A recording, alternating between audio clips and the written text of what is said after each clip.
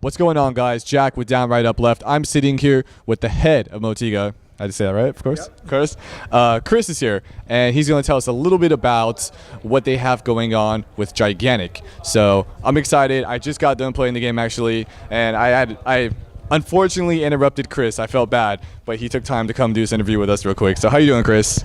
Doing really well, thank you. Good. Thanks. So like I said, I finished playing. I'm still excited. I kind of wish I was playing over there with everybody else right now. But if you could tell everybody else a little bit about the game, because you might be able to explain a little bit better than I can. Sure. What do we got? So, it's a Gigantic is a action-based, part MOBA, part brawler, part shooter. It draws a lot of inspiration from different genre of the game, and it's a game that we really wanted to make. And one of the things that at the studio, we play the game. We've been actually playing this game since July of 2013. It's been playable since then. And everyone at the studio plays for about an hour every day. There's a daily playtest session. And I play it, I miss it when I have to go on a business trip. So it's been a labor of love. And so the game is really designed so that people of different type of gaming background could jump in and have a 5v5 competitive game experience. So whether you are used to playing shooters or used to playing RPGs or used to playing support characters or even fighting games, there are characters that'll fit your gaming style. And so we wanted to make the game as easy to jump in as possible and sort of not worry about the mechanics, right? You don't have to learn a whole lot of things to play this game, but add enough nuances and complexities in the game as you sort of discover to make the game long-lasting and meaningful for you. So the end objective of the game is not killing other people, but that's always fun. But ultimately you have to kill the enemy team's guardian. And guardians are these gigantic 150-foot tall monsters that are on both sides of the team, right? So your team has a guardian that you're supposed to protect and are playing with, and your objective is to kill the enemy team's guardian.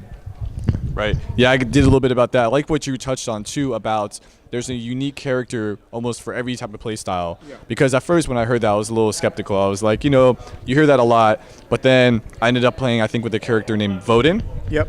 And he's like a wolf or a fox. So, yeah, fox, deer, archer type of guy. Yeah. Yeah, and I was a little, weary at first. I'm like, archer, I've done archers in the past. Yeah. It wasn't that great. But then, like you said too, as time went on and as you can kind of flesh out your character in the way you wanted. Yeah. So just not, and I don't know, I also liked how the shots were accurate. It felt nice, you know what I mean? Because I like characters that play fast and that shoot hard, and he was doing that. And so, I mean, what I'm trying to get home is there is a character for every person out there, for every play style. I mean, speaking of Odin, the Q skill will basically spawn a clone of yourself, and then you could take different path where Q will basically the clone will do more damage, or you could actually take another path where you could swap places with the clone.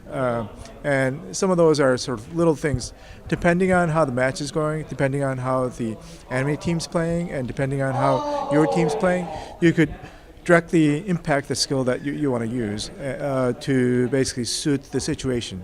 Definitely. I also liked how playing, you can either just directly attack the enemy team, or you can go for the enemy's guardian and take that guardian's power. So I like that there's a lot of options, because I kind of like sneaking around bases sometimes and going in there. So I was really happy the option was there. But then I also like hanging back and playing defense and just popping some guys. Yeah. You know what I mean? So it's pretty cool. I just wanted to get that in there real quick. So let you know. But you guys recently announced some really great news, a little partnership with Microsoft. Yeah. And I don't want to spoil it, so I'll let you go ahead and break it down. Yeah. So on Wednesday of this week, actually, at GDC, we were part of the keynote for Microsoft, and we announced that we are going to be shipping the game on Xbox One and Windows 10 in the fall of 2015. So we are really excited about that. And it's going to be cross-platform, optional cross-platform. Let's say that. Cross-platform. But the more exciting thing for me is once you play Gigantic on any of the platforms, any of the either platform, your progression, the stuff that you bought, everything will be there. So you play on PC and then you decide like you want to play on console. All your heroes that you unlocked, the skins that you bought, all of the progressions that you made on PC will still be there. So that's pretty exciting. Yeah, that's very exciting. It's nice to know as a player and as a gamer, like, hey, anything I do is not going to be lost. I can transfer wherever I want. So if I'm at home playing my Xbox and then all of a sudden I want to be out of town and I'm on my Windows 10 PC, I know I can just log in and boom, everything's there like nothing changed. Right. And of course, the PC will have controller support as well. Very cool. And the price is free to play, is that correct? Price is $0.